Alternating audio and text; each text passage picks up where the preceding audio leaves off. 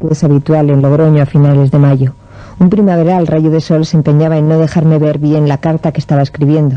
Sonó el timbre y oí a mi secretaria dar las consabidas explicaciones. Un momento, voy a ver si Pilar les puede recibir. Por la puerta del despacho entraba un matrimonio de mediana edad, como tantos otros que en 10 años de trabajo en política venían a verme. Pensé, a ver si acierto, la pensión del abuelo, la beca del hijo, el préstamo para la casa. No fue nada de eso. Su visita iba a cambiar mi vida. Mire, Pilar, perdone que la molestemos. Tenemos 2 hijos, Juan, de 22 años, y José Antonio, de 25, que se fueron con un gurú. Nos llamaban, nos escribían, pero hace 6 meses que no sabemos nada de ellos. ¿Qué podemos hacer? En Logroño, en Radio Rioja, auxiliada por nuestro compañero técnico Javier Cermeño, está, creo, escuchándonos Pilar Salarrullana. Pilar, buenas noches. Hola, buenas noches, Julio César. Sí, que estoy aquí. Así empieza el libro, ¿no, Pilar? Así empieza el libro y me ha emocionado oírlo tan bien leído. Y así empieza la historia. Y así empieza, y la historia como tú has contado también la tuya. Así son todas. Bueno, a partir de ese momento se aproxima usted a ese mundo y se va encontrando con circunstancias que progresivamente van interesándola y a la vez estremeciéndola, ¿no? Sí, porque... Provocando usted un estremecimiento. Sí, porque me encuentro con un mundo, en primer lugar, totalmente desconocido para mí, y en segundo lugar, un mundo alucinante en el que no se sabe bien qué domina más, si el miedo de las personas que están allí dentro o de las que están alrededor de ellas, o el afán de perfección, o el deseo de mejorar en su vida, o el aprovechamiento de los que los esclavizan. Todo va mezclado. Pilar, deberíamos establecer tal vez para que nuestros oyentes se pusieran en sintonía total con nosotros el modelo de adepto a una secta, si es que existe. Ya sabemos que hay varios modelos, pero habrá circunstancias comunes a todos ellos. Sí, yo cuando te estaba oyendo describir el primer caso que tú conociste de esto, estaba pensando también que estabas haciendo el retrato robot del que se había salido de la secta. En realidad, el sectario es una persona que carece de las 2 únicas cualidades, porque se las han quitado, que distinguen al ser humano de cualquier otra especie que haya sobre la Tierra, que es la capacidad de razonar y la libertad de actuar.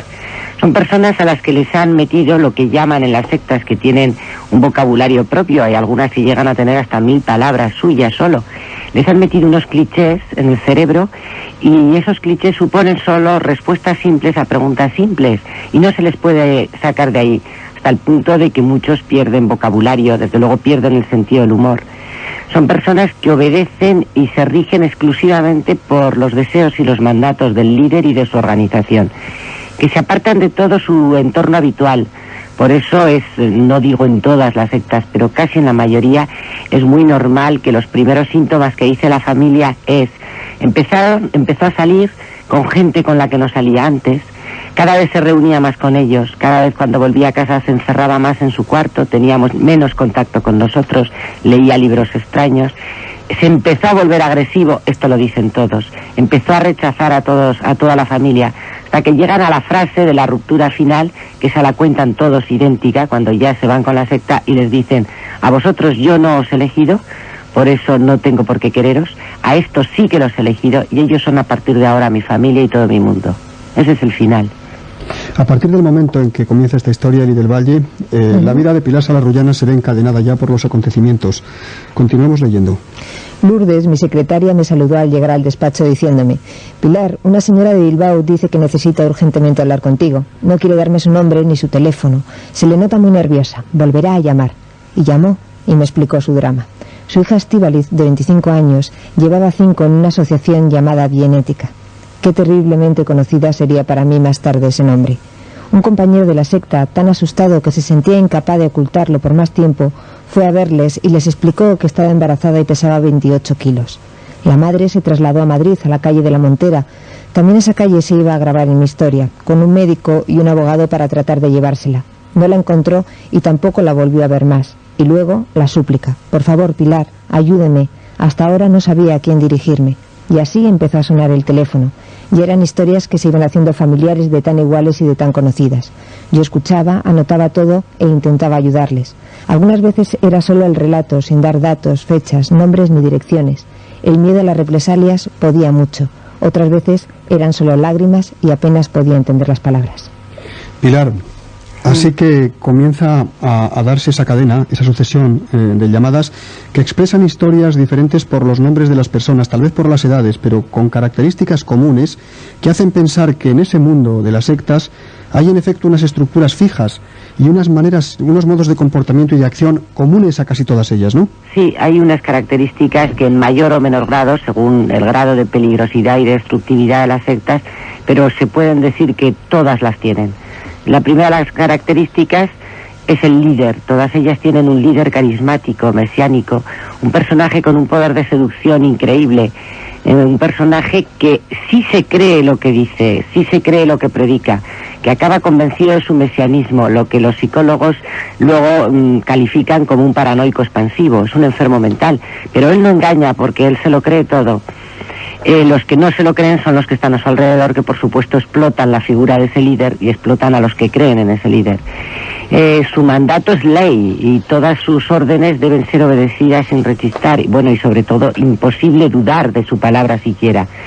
La segunda de las características de todas las sectas es la estructura. Todas ellas tienen una estructura muy piramidal, perfectamente organizada, muy rígida en su jerarquía, y el ascenso en los escalones de esa pirámide cuesta a los adeptos muchísimos esfuerzos, mucho sacrificio, mucho dinero, porque la aspiración de todo adepto es llegar lo más cerca posible en esa ascensión de la pirámide hacia el líder.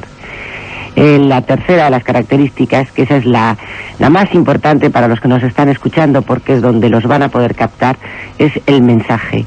Todas las sectas, todas, ofrecen unos mensajes muy, muy atractivos. Además, cada una de ellas da respuesta a alguna necesidad de la persona. Porque claro, si supongamos que se nos acerca por la calle un chico con la cabeza rapada y con un descalzo y te dice, pues vente con nosotros, vas a estar todo el día recitando mantras, no vas a comer apenas, te vamos a despertar 50 veces, vas a llevar una vida de perros y te vamos a dejar sin un duro, a eso no se apunta a nadie. Y tienen que disfrazar lo que ellos quieren, que es atraérselo de una manera que sea una conquista. Entonces ofrecen unas organizaciones llenas de paz, de amor, de solidaridad, de amistad, un mundo perfecto, un mundo feliz, la consecución de una nueva era, el vencer el dolor, la muerte, el dominio del cuerpo, todo eso es lo que ofrecen. Pilar, vamos a reconstruir con ayuda del libro el modelo de una primera conversación de dos adeptos que quieren hacer un proselito, que buscan un proselito y se aproximan a un joven a quien ven por la calle, y a reproducir con ayuda del libro la situación tal como se da 99 veces de cada 100, tal vez 100 de cada 100. Escuchemos. Imaginemos a un joven sentado en un banco de un parque, solo y pensativo. Aparecen otros dos jóvenes, un poco mayores que él, y se sientan a su lado. Transcurrido un rato, uno se vuelve a nuestro joven solitario y le dice con mucha amabilidad y simpatía: ¿te pasa algo? Si el chico es feliz y no le ocurre nada, tan solo está esperando a la novia que se atrasa o descansando de un largo paseo relajante, se levanta, se va y se acabó la captación. Pero si efectivamente, como suele ser con frecuencia, el chico tiene algún problema, un suspenso, una bronca familiar, una pérdida de trabajo, un fracaso amoroso, una traición de un amigo, cualquiera de las múltiples circunstancias que pueden provocar una crisis en una mente juvenil y se encuentra todavía sin capaz de recuperación, su primera reacción es de asombro. Qué raro que alguien se interese por él. Y empieza a confiar su pena, su preocupación, su problema, su disgusto. Hombre, mira, qué casualidad. También nosotros pasamos por un momento parecido y hay que ver lo solo que se siente uno, porque tú lo estarás pasando muy mal, ¿verdad? Sí, claro, dice el otro. Esto no es nada agradable, más bien es una situación muy jodida. Los captadores se miran disimuladamente porque los dos han advertido que ahí tienen un posible adepto y que hay que lanzarse a fondo adaptándose incluso a su forma de hablar. Pues fíjate, nosotros que hemos pasado por esa misma racha hemos conseguido salir de ella y superarla, y nos encontramos que ni nos lo creemos. Si quieres podemos ayudarte. Conocemos un grupo de gente estupenda, que no veas, macho, unos tíos cojonudos, jóvenes como nosotros, y otros un poco mayores, pero también geniales, que nos reunimos de vez en cuando, y no veas lo bueno que es contárnoslo todo. Te liberas, cosa fina. Si te animas, toma estas señas de un chiringuito que tenemos por ahí, solo nuestro, y pásate a vernos. No te arrepentirás. Se despiden muy amablemente después de esta conversación y se van. Por si acaso, le siguen discretamente, averiguan dónde vive y se prometen que ya no se les va a escapar. Pilar, sí. Este es el modelo, ¿verdad? Este es un modelo, sí, sí, un modelo muy normal y muy corriente, aunque otras utilizan el encuentro en la calle diciendo quiere usted que le hagamos un test de personalidad, otros utilizan cursos, pero este modelo es muy corriente, por eso lo he puesto un poco como típico. Hemos citado ya lo que puede ser el principio de la historia, es decir, esta conversación y el final de la historia, que puede estar representada por Estíbaliz, que pesaba 28 kilos cuando es redescubierta por sus padres, que está embarazada y que además seguramente tiene una grave dolencia mental. Yo creo que ya no existe Estíbaliz. ¿Ah, sí? No, yo creo que no, sus padres no la han vuelto a ver y no se ha podido saber nada de ella. Y de esto de Estíbaliz, pues fue muy al principio de empezar este trabajo, deben haber pasado ya 3 años. Ya. He hablado con sus padres algunas veces y ya no tienen ninguna esperanza de encontrarla. Pilar, usted dice que en España habría al menos 200.000 personas comprometidas en y por alguna secta, pero apunta que puede llegar a 500.000 el número de personas, ¿no? Bueno, 200.000 lo sabemos fijo, jóvenes, entre 16 y 19 años, porque la Dirección General de Protección Jurídica del Menor estaba muy preocupada por este problema, hizo una encuesta estupenda hace un año, por cierto que todavía no ha salido el trabajo final, y daba esta cifra, y decían los expertos que si continuaban las condiciones sociológicas de la juventud, el paro, la droga, la falta de horizontes, y por supuesto si continúa la impunidad en la que están trabajando y viviendo las sectas en nuestro país, podrían llegar en pocos años a 700.000.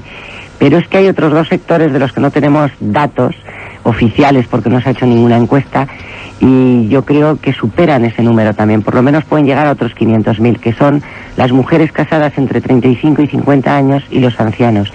Yo calculo, yo no soy una experta en estadística, pero tengo una media de unas 4 llamadas a la semana de maridos que me cuentan la historia de su mujer que se ha ido a una secta, y una media de 2 llamadas a la semana de familiares que me cuentan de ancianos. Sí, para zanjar esta primera parte de la conversación, Pilar, si tuviéramos que hacer un breve esquema de los modos de captación, ya hemos citado este de la calle, este encuentro aparentemente casual, realmente un encuentro buscado, es una de las fórmulas, pero hay otras, ¿no? Sí, hay otras, y además de lo más variopinto, y además muy variables y muy cambiables, porque normalmente cuando una secta ha cumplido ya, ha cogido ya todo un sector con una forma de ofrecerse, pues inmediatamente va a buscar otro, y ese otro sector a lo mejor necesita otra forma. Hay muchos cursos, todos los cursos son válidos para la captación de las sectas, son cursos de parapsicología, cursos de relajación mental, corporal, de aprender a estudiar mejor, de leer más deprisa, de yoga, de esoterismo, de magia, de filosofía, de literatura, música, naturismo, todos los cursos son válidos.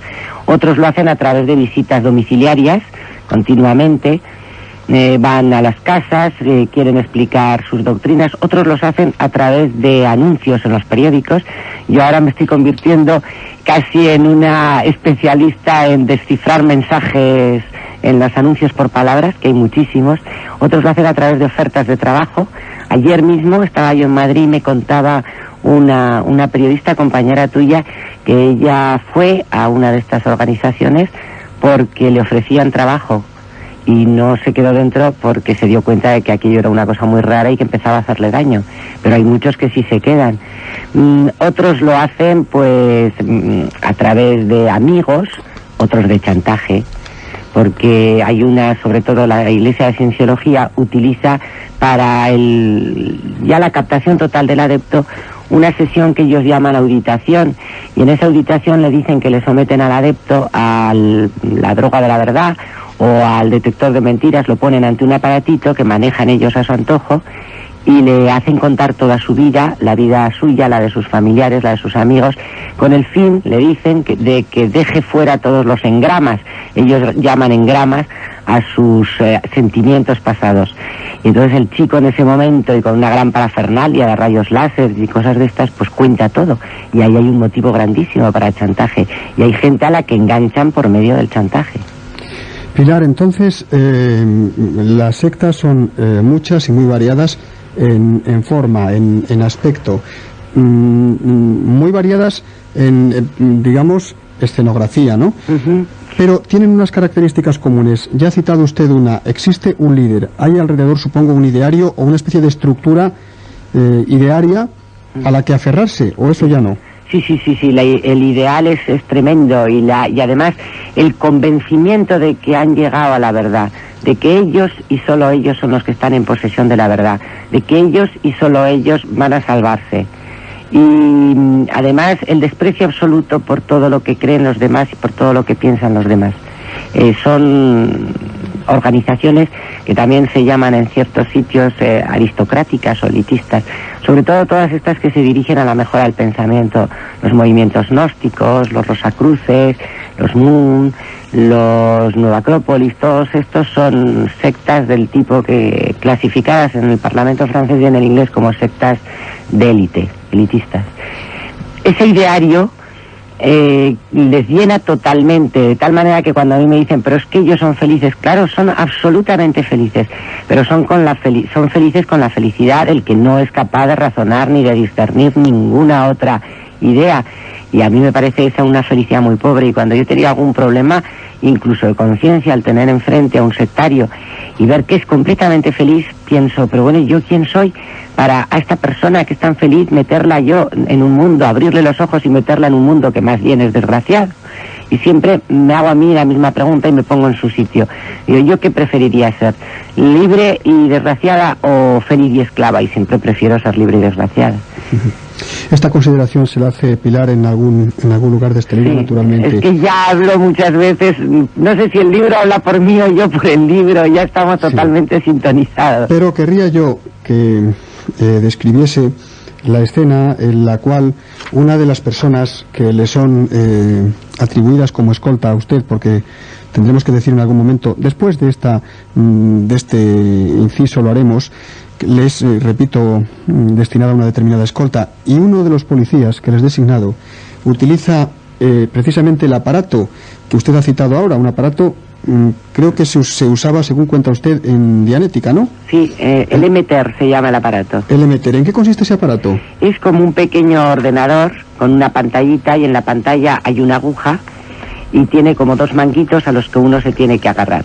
En realidad, de verdad, ese aparato es un dermógrafo que sirve para medir la sensibilidad de la piel y que se puede encontrar en el mercado por 7.500 pesetas máximo. 7.500. Ellos lo fabrican en Copenhague, lo pasan a España sin pagar aduanas, por supuesto, como instrumento religioso, y lo venden, lo obligan a comprar a sus adeptos, a los prospectos, como les llaman ellos, por 500.000 de pesetas, aunque los últimos que he visto ya valían 750.000. Incluso hay aparatitos de esos que hacen para niños. Bueno, entonces la persona, el policía que le da a conocer o comenta con usted las propiedades de dicho aparato, le propone a usted misma una prueba, ¿no? Sí. Una prueba. Entonces, ¿usted qué hace? ¿Se sienta frente a una mesa? ¿Él se sienta al otro lado? Sí, él tiene las manos detrás de la pantalla. Sí, tiene las manos detrás de la pantalla. Sí. Se entiende que él tiene acceso a la pantalla y usted no, ¿verdad? Claro, nada. Yo no tengo más que sujetarme muy fuerte a los dos manguitos que hay en el aparato. Y entonces él va haciéndole preguntas, ¿no? Sí. Me pregunta, Pilar, ¿estás casada? Y yo digo, sí. Y la aguja va perfectamente recta.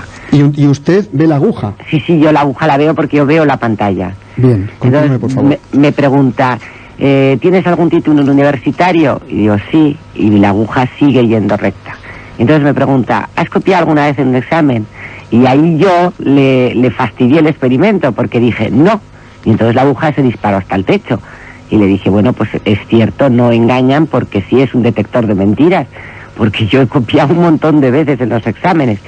Entonces él dijo, hombre, me has fastidiado el experimento. Y yo, no, yo lo he hecho para probar a ver si el aparato decía la verdad o no, la medía. Entonces dio la vuelta al aparato y me enseñó cómo detrás de la pantalla, donde él tenía las manos y yo no lo podía ver, había un botoncito que hacía disparar la aguja cuando a él le interesaba.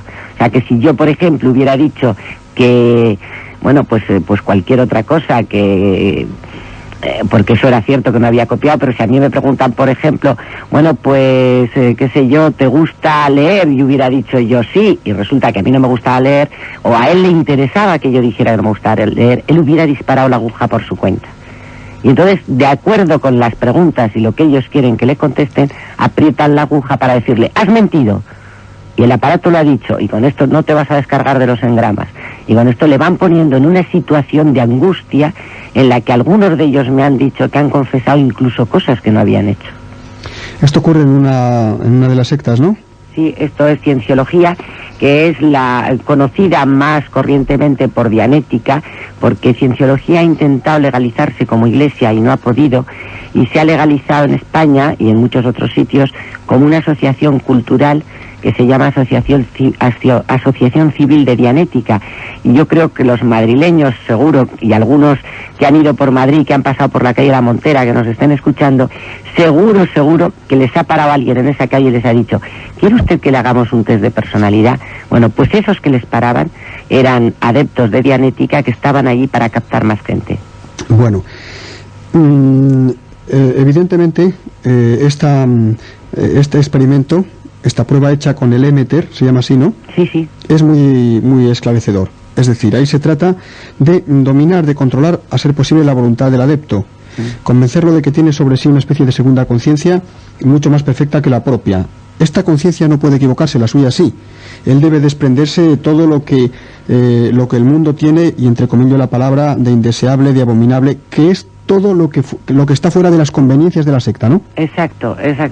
Y esto es algo que vamos a ver en esta última década en la que hemos entrado, lo vamos a ver recrudecido, porque la teoría milenarista es muy antigua, pero siempre que llega un fin de siglo, florecen todas estas organizaciones en las que, con esas amenazas precisamente que tú decías, de decir que solo ellos se pueden salvar, solo ellos tienen la verdad, van a obligar a mucha gente, le van a exigir y le van a convencer para que se despoje de todo lo que tenía antes, incluso, por supuesto, del dinero, y lo entrega a estas organizaciones. Esto lo vamos a ver y hay que estar advertidos. Pilar, hemos hablado ya de un primer desembolso, del desembolso de 500.000 pesetas. En un caso, no ocurre en todas las sectas, sí ocurre en esa. En esta oportunidad, con el pretexto de tener que pagar un determinado y perfectísimo aparato. Pero, según sabemos, en todas las sectas hay una razón económica. Sí. Una excusa económica. Es decir, el fin real de la secta no es, en apariencia, el salvar las almas de los adeptos, sino conseguir acumular la máxima cantidad de dinero en unos casos y de dinero y poder en otros. Sí. Y eso es precisamente una de las cosas que me encantaría a mí que le quedara claro a todo el mundo. Yo supongo que, bueno, vosotros lo sabéis, y muchos de los que me están oyendo también, que a mí me están creando las sectas a través de denuncias y de artículos, fama de nueva inquisidora, quemadora de brujas, etcétera. Bueno, pues yo lo que quiero es decir que yo no lucho en absoluto contra una idea ni contra una religión, que lo que estoy luchando es contra una mafia económica, que no tiene nada que ver, que lo de la religión, la filosofía, la ideología, es la tapadera que ellos buscan para poder engañar a la gente. Pero que de religión, nada. Es todo y puramente un negocio. Vamos a recuperar lo que ha tenido el estudio de las sectas para usted, Pilar, de aventura personal. No perderemos el hilo del relato, de la forma de ser y de la razón de ser de las sectas, pero hay un momento en el que usted empieza, por ejemplo, a recibir anónimos con amenazas, ¿no? Sí. Bueno. Y al principio me causaban un poco hasta gracia, porque eran recortes de periódico y cosas muy mal escritas, pero luego ya la cosa no tuvo tanta gracia. Llegaron a amenazar en algún momento a sus hijos, ¿no? Sí, dijeron que los tenían localizados. Hubo momentos en los que yo lo pasé francamente mal, por ejemplo, pues cuando me avisó el juez Vázquez Onrubia que estaba llevando el caso de la detención de Iglesia de Cienciología, y había requisado la policía en una agencia, tiene una agencia de Barcelona que tiene un nombre muy de película negra americana, la agencia Morgan, un dossier de mi vida, de toda mi vida, en el que había cosas de las que yo ni recordaba, con planos, con cuentas corrientes, matrícula de coche, todos los detalles de mi vida personal. Sí, en aquel informe era usted calificada como agente muerto. Sí, esa era la etiqueta que ponía adelante, y la verdad es que eso pone la carne de gallina. No obstante, usted no varió su modo de comportarse, ni tampoco habría podido hacerlo, porque aquí había ya una especie de viento que tiraba de usted, que la empujaba, claro.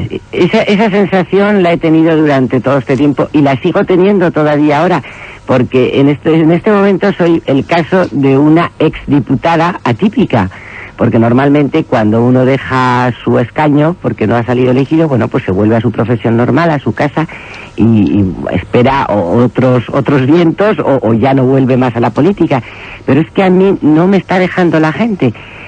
Hace 3 días me llamaban, el sábado, me llamaron de Jerez de la Frontera, un matrimonio, y me dijeron que me querían venir a ver a Logroño para contarme el caso que tenían, que era horrible. Y digo, mire, por favor, no vengan, porque yo ya no les puedo hacer nada. Es que no sé si saben que ustedes que yo ya no soy diputada. Y dice él, bueno, sí, algo he leído de eso, pero ¿cuándo me recibe? O sea, quiero decir que ya no me puedo separar de esta petición de la gente. Pilar, entonces ya hemos convenido en que habrá una mayoría de jóvenes adscritos a las sectas, pero hay también personas de todas las edades y condiciones y desde luego estados civiles, es decir, hay solteros, casados, viudos, solteras, casadas, viudas, y se da mucho una determinada circunstancia. Aquellos adeptos que tienen acceso a fuentes económicas familiares suelen tender a arrebatar el dinero por cualquier medio y a ingresarlo en las cuentas corrientes de la comunidad de que se trate, persuadidos de que han encontrado por fin la verdad, de que todo lo que está fuera de esa verdad es mentira y convencidos de que nada fuera de esa verdad merece ser salvado, Pilar. Claro, y sobre todo porque les están exigiendo continuamente una entrega enorme de dinero. El compromiso del adepto con la secta, cuando ya han pasado el periodo de adoctrinamiento, es total, es un compromiso económico total.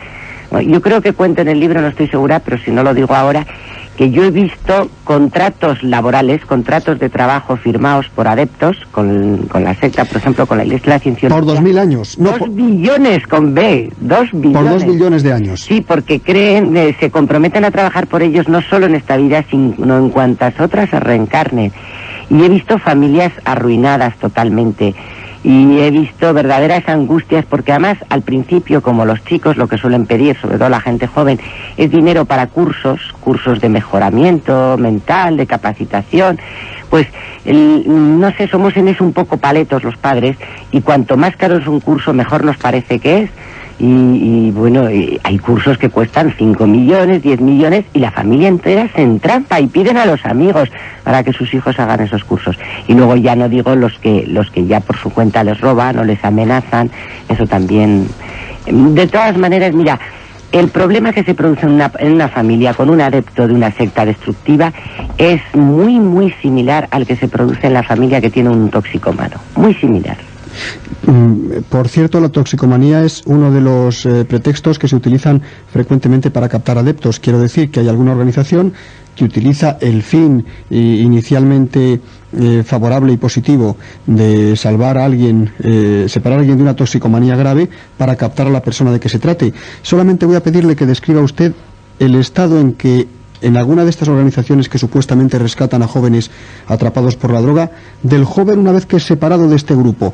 Y estoy pensando en el componente sexual que aparece frecuentemente en las sectas. Bueno, es que es un problema gravísimo en todos los sentidos. En primer lugar, porque es un engaño y es una mentira y es otra forma de sacar dinero. Un padre que tiene un hijo drogadicto le dicen que con 800.000 pesetas al mes o con lo que sea se lo quitan de la droga y da lo que sea. Es un engaño porque no lo quitan de la droga. Yo no digo que en esos centros no se haya curado alguno, seguro que sí. Estoy convencida de que sí, como se han podido curar en cualquier otro sitio, incluso en su casa el que tenía voluntad de hacerlo. Pero en general no utilizan ninguna técnica científica ni médica para poderlos curar. Lo único que hacen es desintoxicarlos momentáneamente, porque los someten a unos ejercicios físicos extenuantes, a unas saunas tremendas, les dan una alimentación muy pobre, con lo cual los dejan tan debilitados que yo no creo que tienen fuerzas ni de buscar la droga ni de pinchar. Pilar, la alimentación pobre en proteínas, rica o al menos no muy pobre en hidratos de carbono, es otra de las claves que se utilizan, ¿no? Claro, porque así está el cuerpo mucho más debilitado, y al estar el cuerpo más debilitado la mente tiene menos capacidad de reacción. Querría yo que nos contase el caso de la joven que es separada de uno de estos grupos y que tenía todas las enfermedades venéreas catalogadas. Ay, Olguita. La pobre, además las personas que hayan comprado un libro del Patriarca en el que vienen las historias de presuntos desintoxicados por esta organización, bueno, pues el primer nombre es el de Olga y viene la fotografía y todo de la chica. Esta niña Para mí fue una tragedia cuando me lo contó su madre, porque la verdad es que los padres tuvieron un poco de culpa porque la llevaron. La patriarca no era una drogadicta, era una niña difícil, y unos vecinos les aconsejaron que la llevaran. Y de repente la niña desapareció. Se la llevaron sin permiso de los padres, con una falsificación del permiso paterno, la pasaron y la llevaron a Bélgica. Intentaron por todos los medios recuperarlas, embajadas, policía, jueces, de todo. Y al cabo de 3 años consiguieron que se las devolvieran, y Olguita tenía todas las enfermedades venéreas que se pueden figurar. Está todavía en el hospital, y desde luego saben sus padres que el día que salga no va a valer para otra cosa que para la prostitución. Es lo único que le han enseñado. Y en el libro ese, por eso digo que es la gran mentira todo lo que dicen, viene la historia de Olga contada por ella misma, y decía: mi hermano vende heroína en la zona de Algeciras, y no tiene ningún hermano, son solo 2 chicas. Mi madre trabaja de prostituta en el barrio chino de Barcelona, y mi padre lleva 11 años en la cárcel, y sus padres tienen una tienda de ultramarinos en Valladolid. O sea, que quiero decir que y ella decía al final, y a pesar de todos estos antecedentes familiares y de que yo he sido toxicómana, gracias a las técnicas del patriarca, hoy soy yo una persona normal. Y claro, la madre se dio cuenta de esto, y hoy está el libro ese, El patriarca en los tribunales, porque los padres de Olguita lo han llevado. Vamos a repasar, Eli del Valle, las características que tiene, puesto que el grupo de los jóvenes es el más representado entre los adeptos a las sectas, o al menos forman parte del grupo de población más buscado. ¿Qué características tiene, digamos, el joven? ¿Cómo es? ¿De qué se queja? ¿A qué aspira el joven medio captado por una secta? Bueno, según el libro de Pilar, dice que los jóvenes se quejan, principalmente estos jóvenes, de aburrimiento, falta de comunicación. Perdón, se entiende antes de... es el joven en el estado ideal. Exacto. Para ser captado por una secta. Exacto, no es el joven dentro de la secta. Es decir, un joven que se queje de estas cosas y que esté en estas condiciones sería, digamos, caldo de cultivo ideal para la pareja que citaba Pilar Salarrullana, que puede aparecer junto al joven en cualquier banco de cualquier parte. Escuchemos. Decíamos que se quejan de aburrimiento, falta de comunicación, falta de ideales y desorientación. Clasifican su afectividad de la siguiente manera: primero la madre, después los amigos, después los hermanos y en cuarto lugar el padre. Y buscan pertenecer a una asociación informal sin cuotas y sin normas para, primero, conocer a la gente y hacer amigos; segundo, vivir nuevas experiencias; tercero, tener alguna participación; cuarto, orientarse y resolver sus problemas; quinto, sentirse querido; 6, ser feliz; y 7, llenar vacíos en aspectos trascendentales. Los jóvenes que estén en esta situación, y son muchos los que pueden estar en ella, son el retrato robot del adepto, del aspirante adepto, para todos aquellos que quieren hacer prosélito desde las sectas. Pilar, entra usted en este mundo múltiple y se encuentra con tragedias, pero también con curiosidades. Una de ellas es la del famoso aparato Emeter. ¿Con qué otras curiosidades se encontró usted que le hicieron pensar en la existencia de un mundo realmente muy elaborado y un punto mágico, al menos, o truculento, vamos? Quiero decir, se encuentra usted aquí con que se encuentra con algo que le llame la atención en el modo de relación de los adeptos, en la sutileza con la que son tratados en las primeras semanas. ¿Qué es lo que va impresionándola a usted vivamente en su ánimo? Me va impresionando la facilidad con que se introducen ellos en grupos de gente que normalmente no son fáciles de captar, porque yo, por ejemplo, tengo la experiencia de la vida política y de la vida asociativa, y para que una persona se afilie a un partido político o se haga socio de una asociación, bueno, pues tienes que dar 200.000 pasos, visitarlo 50 veces, y aún así, bueno, con reticencia, y ya si le dices que tiene que pagar una cuota, entonces ya se echa a temblar. Entonces a mí me impresionaba cómo podían llegar tan hondo a la gente para que abandonaran todo por ellos. Bueno, y de casos curiosos que dices, pues he tenido, ahora que está otra vez de moda por lo que ha pasado en Huelva estos días con la profanación de las tumbas, pues he tenido casos de sectas satánicas. Lo que pasa que en el momento en que yo veía atisbos de eso, lo pasaba inmediatamente a la policía, y eran los propios policías los que me decían: no te vuelvas a meter en esto, déjanoslo a nosotros, no vuelvas a recibir a esta persona.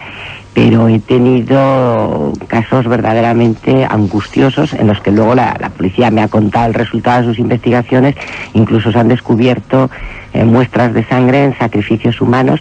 No sé si cuento en el libro, creo que sí. Lo cuenta, ¿eh? Lo cuento, ¿verdad? El que utilizaban la mesa de billar como Altar. Como altar de sacrificios. Sí, y la ropa de la madre, de la mujer y de la hija del que me lo venía a contar a mí aquello, eran negras de arriba abajo todo lo que había en los armarios. Y el pobre hombre me decía, es que mi mujer y mi hija son 2 brujas de escoba, me decía, el pobre horrorizado.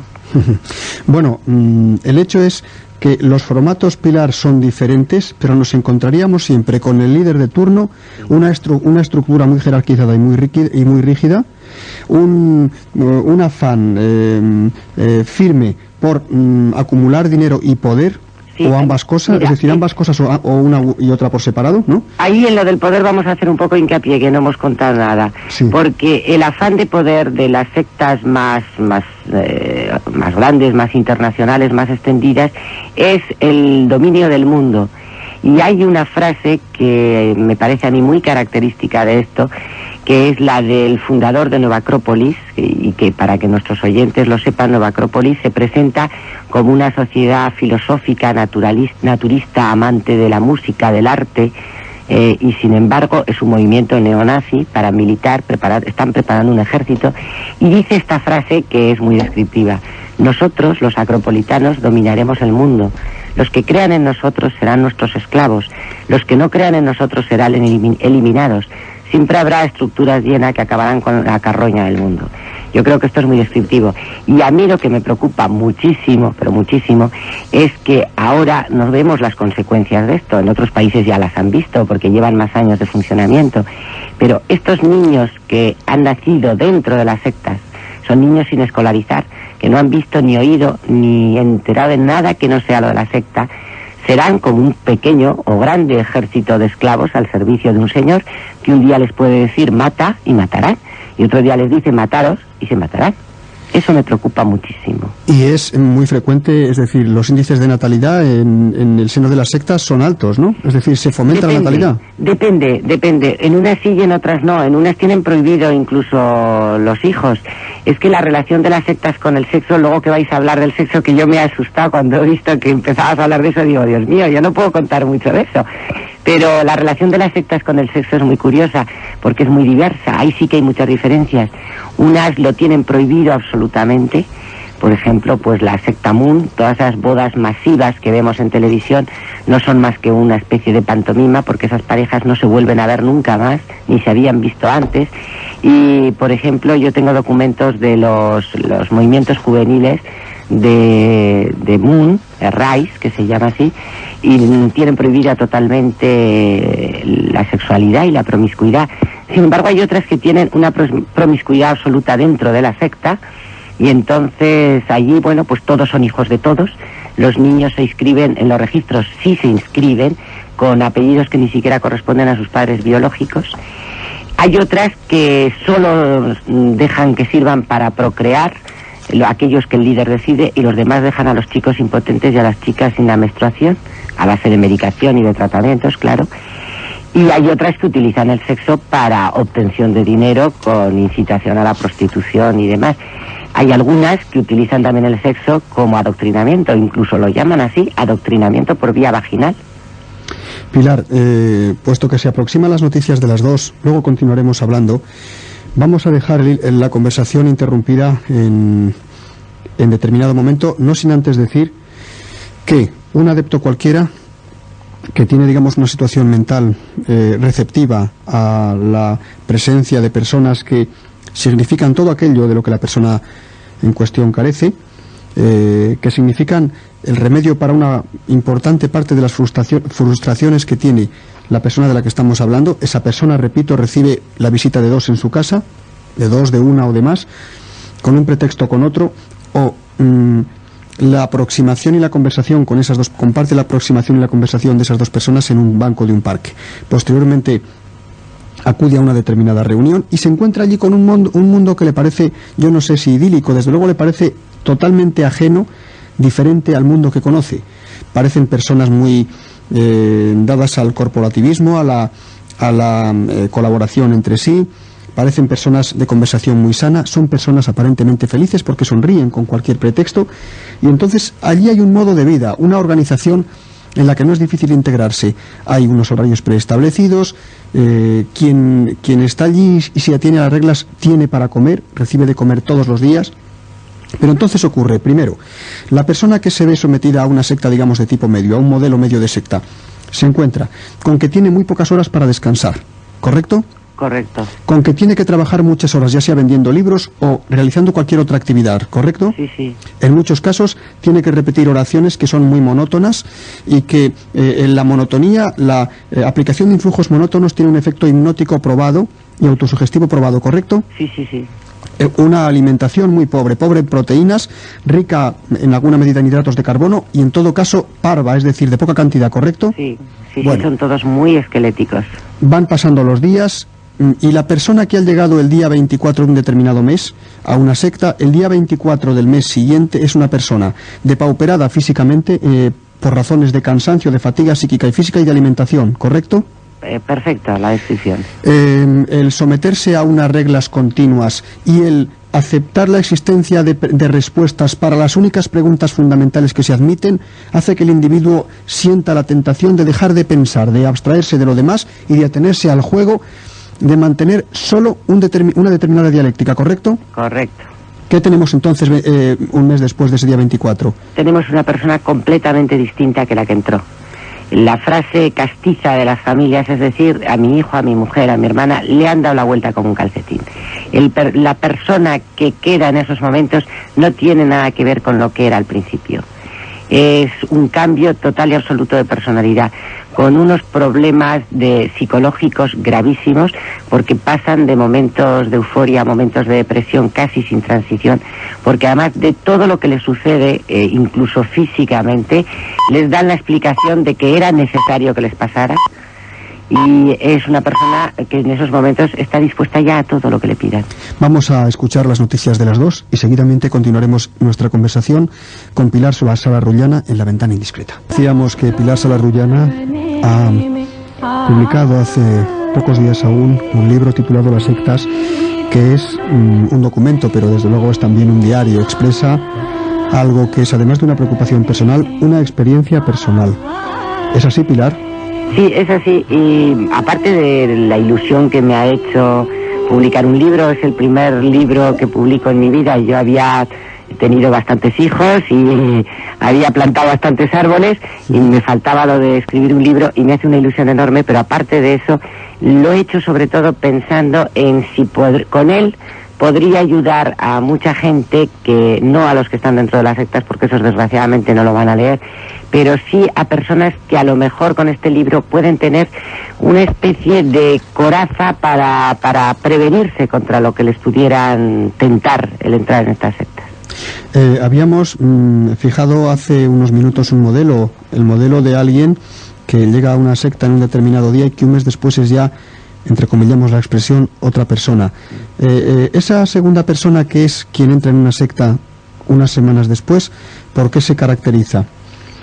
Se caracteriza por el convencimiento de que ha llegado a ser distinto a los demás, que él solo está en posesión de la verdad, él y su grupo, que el resto de la humanidad somos todos unos desgraciados, unos miserables y vamos a ser condenados al fuego eterno. Se caracteriza por la separación total de toda su familia, de todo su entorno.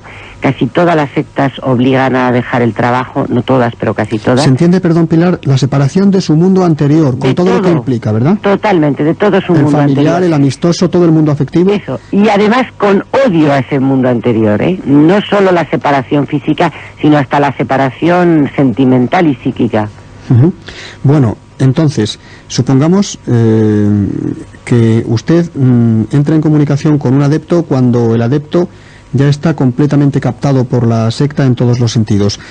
Usted se encuentra con un tipo de conversación determinado. ¿Con qué tipo de conversación? O sea, usted le plantea una serie de problemas a esta persona con los que trata de descubrirse que está en una situación nada envidiable. ¿Con qué se encuentra usted en cuanto a respuestas? Me encuentro con una persona completamente robotizada, una persona que no habla por sí misma. A mí me recuerda un poco cuando un experto carga de datos un ordenador, le mete unos datos y el ordenador ya solo trabaja sobre esos datos, no puede crear sobre datos que no se le han dado.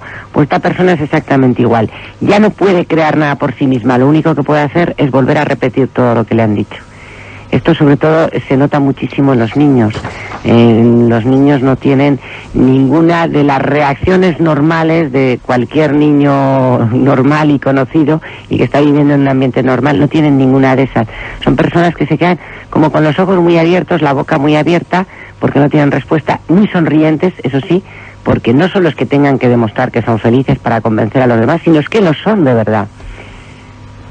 Y cuando se les hace una pregunta que esté fuera del catálogo de preguntas con respuesta prefijada... Eso sí que tengo una respuesta de todos exacta. Inmediatamente hacen el movimiento de apoyarse en la silla, levantarse y decir, bueno, ya hemos hablado bastante. La verdad es que ahora me resulta bastante difícil que me puedan traer un adepto porque soy demasiado conocida ya entre ellos y soy el coco para todos ellos. Incluso personas que tienen parientes o familiares en sectas y que se han metido en las sectas para intentar sacar a su familiar de ellas, pues me han venido a contar que en la mayoría de las reuniones, en cuanto se habla de enemigos, enseguida salgo yo.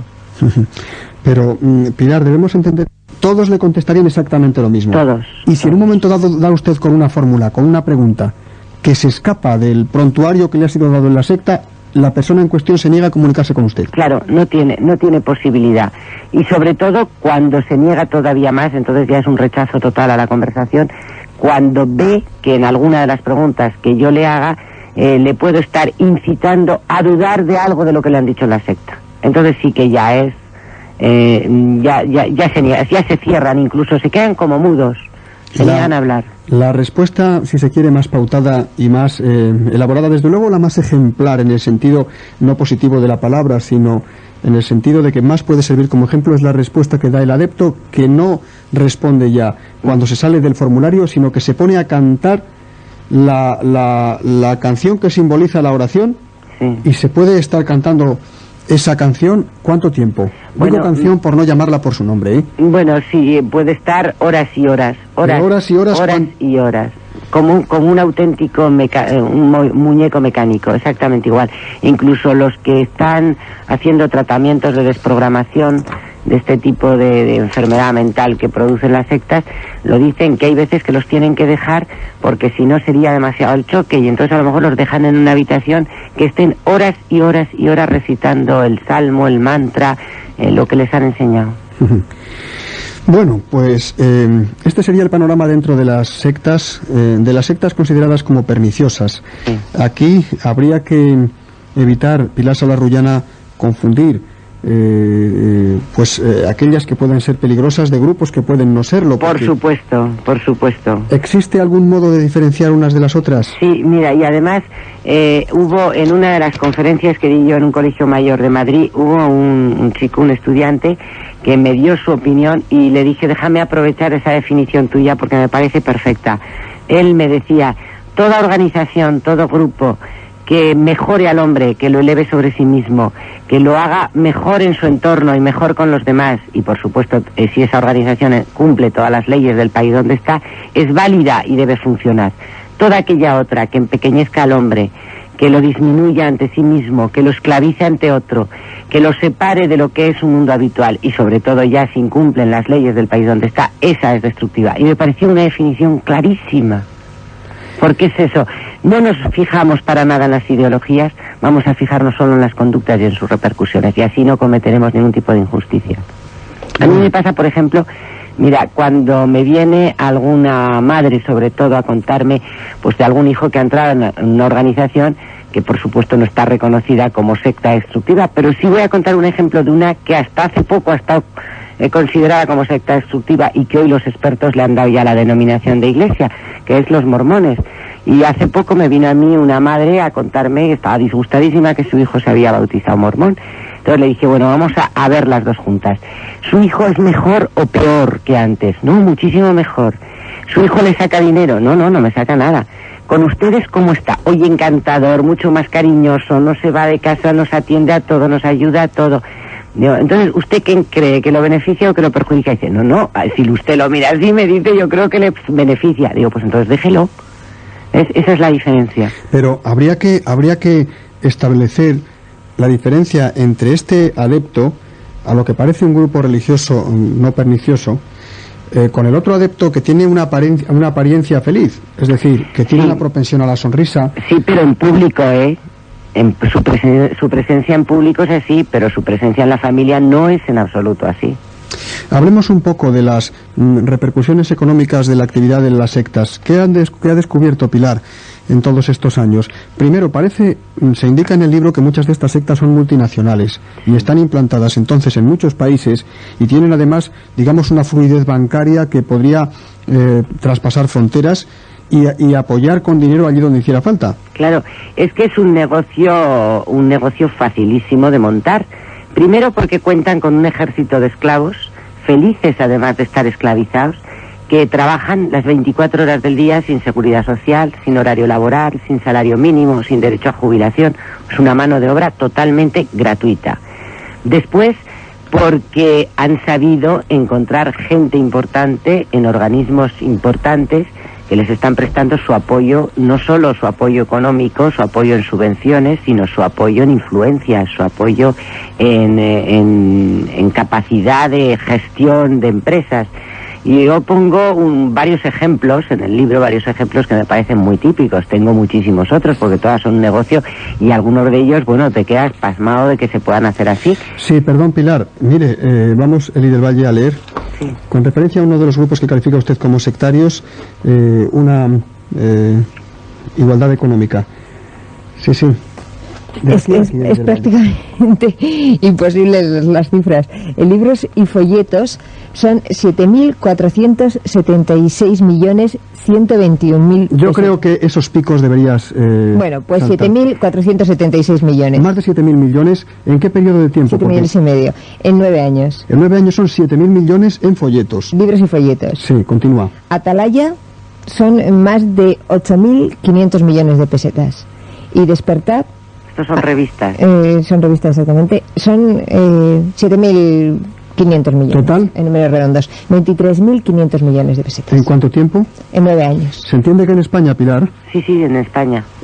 Esas son las cifras que me dieron un grupo que se habían salido de Testigos de Jehová en España y que además habían hecho incluso imprimir ese folleto con todas sus explicaciones para repartirlo en la gente del barrio, porque ellos me decían que no querían que cayera más gente en este engaño como ellas. Bueno, aquí incluye usted a varias sectas,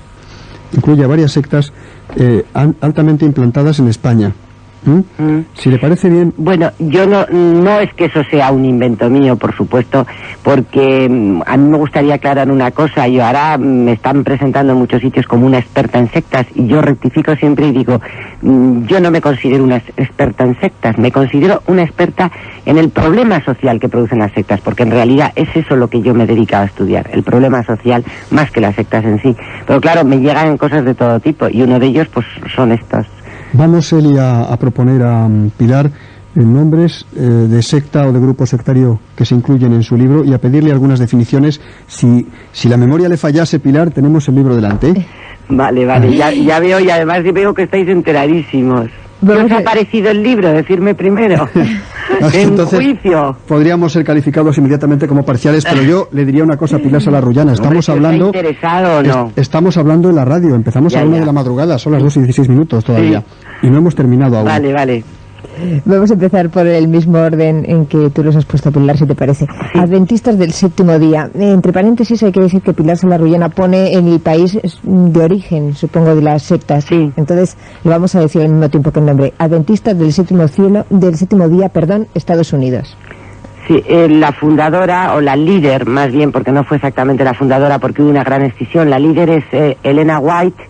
Y hay un libro curioso de un norteamericano desmontando todo este negocio de los adventistas que se llama La mentira white, haciendo el juego de palabra con ella, y le llama la mentira blanca, porque es una doctrina típica de los milenaristas y catastrofistas.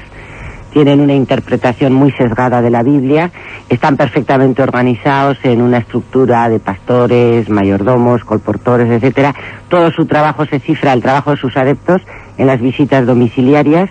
Han dado muchísimos cursos. Yo recuerdo que denuncié durante bastante tiempo un curso que no he hecho yo nunca, por supuesto, que es el de dejar de fumar en 5 días. y entonces inmediatamente lo han cambiado y ahora hacen otro creo que es para reducción del estrés. Se financian como todos con los adeptos, con colectas extraordinarias. Ha habido un grupo y a mí me acusan de muchísimas cosas, pero me acusan entre otras de que he hecho mucho caso a 30 adeptos que se salieron de un golpe de adventistas de Zaragoza, y como uno de ellos llevaba las cuentas, me trajo todas las cuentas y todos los datos que tengo son de ellos. Y estos se salieron precisamente por lo de las colectas extraordinarias, que llegó un momento en que los sangraban de tal manera que es que ya no podían vivir. Tienen una editorial, se llama Safeliz, tienen unos productos alimenticios, una cadena multinacional de productos naturistas que se llama Granovita. Bueno, ellos presumen mucho de los hospitales que tienen en todo el mundo, pero resulta que a sus propios adeptos en los hospitales también les cobran por ir. Continuamos. La siguiente secta sería Ágora, país de origen España, y el líder Ángel Nogueira. Sí, es una secta nuestra. Es de una doctrina platónica, de la democracia no vale, tiene que ser el gobierno de los ancianos, solo los hombres, y después de un análisis de sus contradicciones son los que se sienten libres. Tienen un gran control de la economía, de la cultura, de la filosofía. Estos viven en comunidades muy cerradas. Esta es una de las sectas típicas que yo caracterizo de muy perniciosas para los adeptos, pero no tanto para la sociedad porque está muy poco extendida. Hacen muchos cursos y muchas terapias de grupo y viven totalmente en promiscuidad sexual unos con otros, y estos son unos de los que utilizan lo que decía antes del adoctrinamiento por vía vaginal. Esta es una empresa que también se está dedicando ahora como un nuevo método de obtener dinero. Hay unas cuantas que se están dedicando a esto, al piraterismo de empresas. Por medio de ordenadores les introducen el famoso virus y entonces pues se las están apropiando. La siguiente sería Alfa Omega, entre paréntesis, Escuela Yoga Satyananda, y el país de origen sería la India, y el líder es Francisco Sánchez Rivero. Sí, al que se le conoce por el Dayi.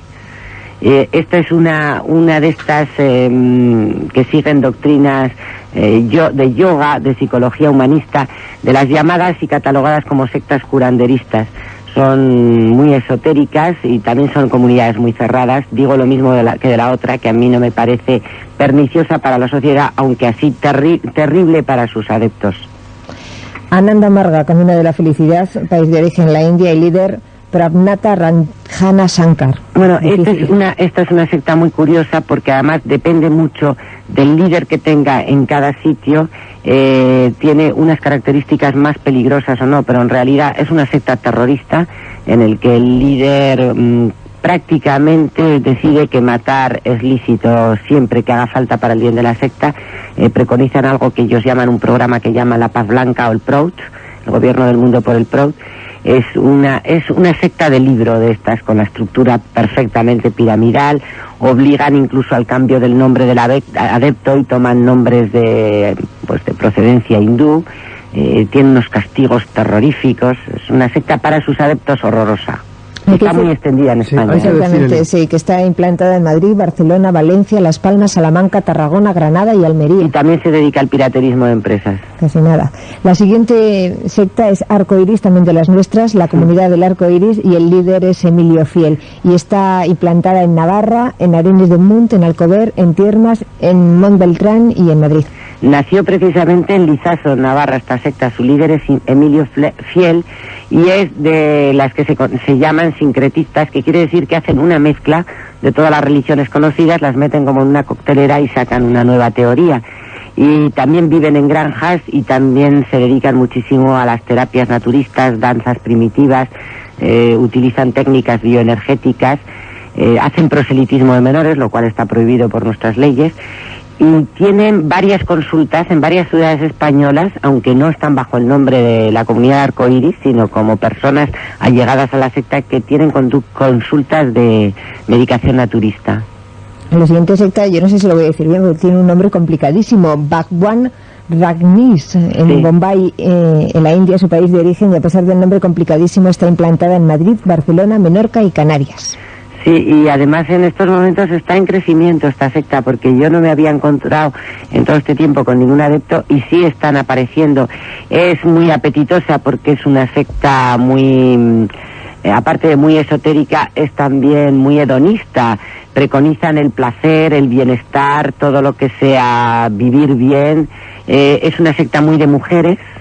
Hay muchas mujeres y en los cargos de responsabilidad muchas mujeres, una libertad sexual absoluta, y van un poco como los Krishnas, con ropas color naranja y con obligaciones de rezar continuamente un rosario que tienen ellos especial. También cambian de nombre, y estos venden sobre todo libros, vídeos, ropa, y hacen unos cursillos de control mental que por los que cobran un pastón de dinero.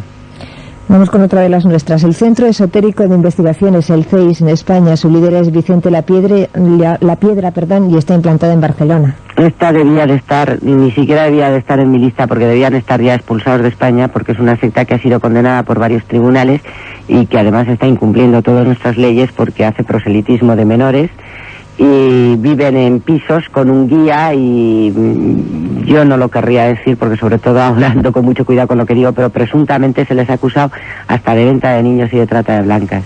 Lo mismo se podría decir, Pilar, de la siguiente secta que tú lo mismo, pones, Edelweiss. Exactamente. Eddie, el líder de Edelweiss, está incluso en la cárcel, y sin embargo los campamentos de Edelweiss siguen funcionando. Están implantados, recordemos, en Pontevedra, Tarragona, Valencia y Cantabria. Y ahí en esta secta, desde luego, es una clara incitación a la prostitución, sobre todo de niños, infantil. En la siguiente secta sería la Escuela de Filosofía Práctica en Gran Bretaña. Su líder es Josephine y está implantada en Madrid y en Ávila, en Navas del Marqués. Sí, esta es una secta también muy a propósito, para eso que decíamos que vayan las mujeres de los 35 a los 50 años, casi todas son mujeres, una estructura terrible. Pilar, están previstas todas las posibilidades, ¿eh? Es decir, entre las personas a las que más fácilmente puede ir dirigido un mensaje, hay ya todos los grupos sociales y desde luego todas las edades y condiciones previstas, ¿no? Sí, y además es que yo digo una frase que parece terrible, pero que es cierta, que es que todos somos captables por una secta si nos cogen en el momento psicológico oportuno y con las técnicas en las que son maestros, porque ya tienen unas técnicas y unas especialidades para cada grupo. La siguiente es muy conocida por todos, por lo menos de nombre, Hare Krishna, Asociación para la Conciencia de Krishna, y está implantada en Guadalajara, en Sigüenza, en Madrid, Barcelona, Alicante, Málaga y Canarias. Sí, esta está ahora un poco en baja forma. Son los más folclóricos de todas nuestras organizaciones sectarias en España, porque son los únicos que les encanta la publicidad y se dejan fotografiar y hacer vídeos. Las demás tienen muchísimo cuidado de que no se les infiltre ningún compañero vuestro de los medios de comunicación. Estos no, y están un poco en baja forma porque han tenido problemas económicos, se les han marchado 1 o 2 gerentes, yo no sé si 1 o 2, han cerrado un centro que tenían en Barcelona, yo no sé si han cerrado ya, pero están a punto de cerrar el de Madrid, y han tenido ahora también otro problema gordo ante la justicia. Yo creo que lo recordaréis, y nuestros oyentes también, un acuchillamiento que hubo en el aeropuerto de Barajas. Esta es una de las sectas, entre dos Hare Krishna, esta es una de las sectas en la que se dan más casos de suicidios, entre comillas, digo entre comillas, porque muchas veces son provocados, porque les ponen las condiciones precisas para suicidarse, y otras veces son asesinatos. Pilar, ¿qué? La expresión "a mi hijo lo han suicidado", debía usted aclararla, ¿eh? Sí, bueno, esa es una frase que al principio me chocaba a mí cuando me contaban los familiares, y decía yo, qué mal habla la gente, y luego me di cuenta que no, que era perfecta la frase, porque cuando decían a mi hijo, a mi mujer, a mi hermana, lo han suicidado, quería decir que le habían puesto las condiciones precisas para que llegaran a suicidarse, y en muchos casos no está el suicidio, sino un asesinato encubierto de suicidio. Perdón, Pilar, ¿con qué modelo? ¿Con modelo accidente de tráfico, por ejemplo? Por ejemplo, uno de ellos, por ejemplo, intoxicaciones de gas o de drogas, por ejemplo, pues incluso con un incendio provocado, o palizas en un descampado que han dicho que los han atracado y resulta que han sido unos compañeros. En esta se han descubierto, porque además como es una secta que tiene unos problemas tremendos de homosexualidad dentro de ella, casi los que se salen por eso por esos problemas, entonces eso sí que cuentan todo, porque lo que quieren es vengarse. La siguiente, Iglesia de la Cienciología, país de origen Estados Unidos, y esta está muy implantada, por lo menos en muchos sitios en nuestro país, en Madrid, Barcelona, Zaragoza, Euskadi, Andalucía, Murcia, Comunidad Valenciana, Tarragona, Valladolid, Asturias y Galicia. Sí, y algunas más que me están saliendo también estos días, que ya están funcionando. Bueno, esta, yo supongo que todos recordaréis la detención que se hizo en el mes de noviembre del 88. Pilar, no hemos dicho que las sectas suelen dotarse de muy buen equipo de asesores jurídicos, ¿no? Hombre, pues los mejores abogados del mundo tienen, porque como además les pagan las mejores minutas, esta es una especialista en eso. Tienen unos despachos de abogados impresionantes. Yo, como con esta he tenido muchas relaciones y son la que menos me quieren, la que más me ha amenazado, la que más miedo me ha producido, le tengo yo también una simpatía especial, claro. Y entonces es de la que más he estudiado, casi de la que más sé por propia defensa personal. Y sé hasta lo que pagan a los abogados que trabajan para ellos por horas. O sea, yo he estado en algún juicio declarando como testigo de la defensa en un caso contra Cienciología, y a mí me chocaba que unos abogados estupendos, que eran los que estaban allí, me hicieran unas preguntas tan absolutamente imbéciles, porque decían, ¿y usted a quién le contó eso? Como si fuera el anuncio de esa televisión. Pues a mi sobrina, a mi vecina Mercedes tenía que decir yo, porque era horrible. Así estuvimos 5 horas y luego me enteré que es que ganaban 250.000 pesetas, al principio 25.000 y luego 250.000 por hora, que trabajaban para ellos. Y claro, alargaban los juicios y todo lo que les echaran. Vamos con otra secta. Comprenderéis que luego me matan a mí, ¿eh? Esta sí que muchas veces no ha estado considerada, o por lo menos hasta hace muy poco no ha estado considerada como secta. Es la Iglesia Palmariana, el Palmar de Troya famoso, en país de origen España. El líder Clemente Domínguez Gregorio XVII, creo que es exactamente su número, y la implantación es únicamente en Sevilla. Sí, bueno, esta es nuestra vergüenza nacional. Precisamente la iglesia del Palmar de Troya se legalizó, porque es iglesia y está legalizada en España como iglesia, y se legalizó el mismo día en que nosotros constituíamos la Comisión de Estudio de las Sectas en el Congreso. Y vamos, es que nos queríamos meter debajo de los escaños de vergüenza, porque además ha sido legalizada por una sentencia del Tribunal Constitucional. Hay que decir que la comisión encargada de aceptar la entrada de las organizaciones religiosas en el registro del Ministerio de Justicia se lo había denegado repetidas veces. Sin embargo, el Tribunal Constitucional la ha metido como iglesia. Bueno, yo con esta iglesia, con esta secta, acababa, si me dejara el ministro de Hacienda, en 1 hora, sencillamente mandándoles un inspector. ¿Sabéis cómo hacen el dinero los del Palmar de Troya? De la manera más sencilla del mundo. Los norteamericanos, los daneses, los holandeses y los suecos desgravan en su país de origen el 85% del dinero que dan a la iglesia a la que pertenecen. Entonces todos estos señores van y se afilian, se hacen feligreses del Palmar de Troya, le entregan al Manolo, porque el pobre Papa Clemente ya no está para muchos trotes, Manolo, que es el economo, le entregan un talón por valor de 5.000 florines, dólares, coronas, lo que sea, y el Manolo les entrega un recibo por valor de 100.000. Ellos desgravan como si hubieran dado 100.000 y el otro se embolsa los 5.000. A mí no me digáis que con una simple inspección de Hacienda, de libro de entradas y salidas, se acababa el negocio del Palmar de Troya ya. Vamos con otra iglesia, la Iglesia de la Unificación del Cristianismo, MUN, de la que ya ha hablado Pilar en este programa. Su implantación está en Madrid, Barcelona, Málaga, Granada, Valencia y en Ávila, en la finca de Navas del Marqués. Sí, esta es la típica secta internacional, que es una auténtica potencia económica. En el año 1959 el reverendo Moon era un analfabeto coreano y hoy tiene uno de los mayores imperios económicos del mundo, flotas pesqueras, la comercialización en todo el mundo del ginseng, la raíz de la eterna juventud, tiene toda la comercialización de armas legal e ilegal al extremo oriente, tiene un periódico suyo de la categoría el Washington Times. Bueno, es la única secta, la única expresamente condenada por el Parlamento Europeo en sus resoluciones de 1984, y por lo tanto no funciona en España con este nombre, pero sin embargo está legalizada en nuestro país con 40 o 50 nombres que pongo en el libro que yo conozca, que no tienen nada que ver con la secta MUN, y que se enfadan muchísimo conmigo cuando digo que son una secta destructiva. Hay un dato muy curioso quizá en esta secta, Pilar, que es que el sexo está prohibido, ¿no? Sí, bueno, es que es una secta muy integrista. Una de sus asociaciones paralelas es para la lucha contra el comunismo, y desde luego es una secta muy extraña y muy dominadora, y la gente que pertenece a ella se presenta como una gente de un nivel intelectual inmenso, y organizan conferencias impresionantes en los mejores sitios del mundo a los que acuden personajes de la categoría de ministros y de expresidentes de gobiernos. Tiene un poder impresionante. El primer personaje al que recibió el presidente Bush fue al reverendo Moon. Vamos con otra secta más. La comunidad, entre paréntesis, Partido Humanista, Verdes Ecologistas, país de origen Chile. ¿Repite, por favor? Sí, algo que puede chocar mucho. Sí. Partido Humanista, los Verdes Ecologistas, país de origen Chile. Está implantado en nuestro país en Madrid, Barcelona, Valencia, Galicia, Asturias, Cantabria, León, Valladolid y Salamanca. Aquí hay un componente político, Pilar, Claro. en explicarlo. Vamos a ver, mira, en realidad la secta se llama la comunidad, o en otros países se le conoce también como el movimiento, y es una secta internacional fundada por Silo, que es el líder de esta secta, que era un argentino, que creo que hoy anda por España. Y como no ha podido ser legalizada, porque son muy conocidas sus actividades, son actividades que es curioso, porque aunque están en todo el movimiento de la izquierda, la secta es un movimiento totalmente parafascista. Pues se han legalizado como han podido en todos los países, y entonces en España se han legalizado bajo la forma de dos partidos políticos, que es el Partido Humanista y el otro los Verdes Ecologistas. El Partido Humanista lleva más tiempo, los Verdes Ecologistas es más reciente.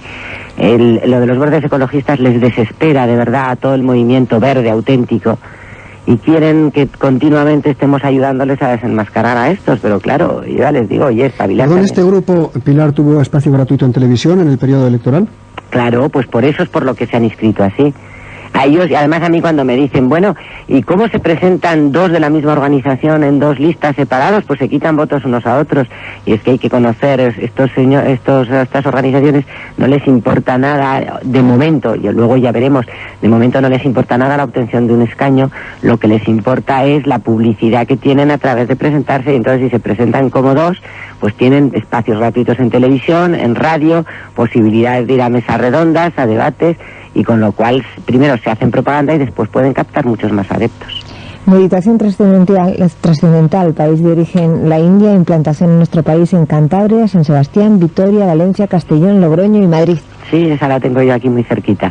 Bueno, esta es una secta de las que decíamos elitistas y tancristas, pero es curioso porque en esta secta están entrando ahora mucha señora bien, muchas mujeres casadas jóvenes y no tan jóvenes de la alta sociedad, y se dedican con toda seriedad al recitado de mantras y a la meditación trascendental, y la verdad es que yo creo que les parece que es una cosa que viste mucho, porque no creo que este tipo de señoras se lo tomen todo muy en serio, pero están cayendo muchísimas.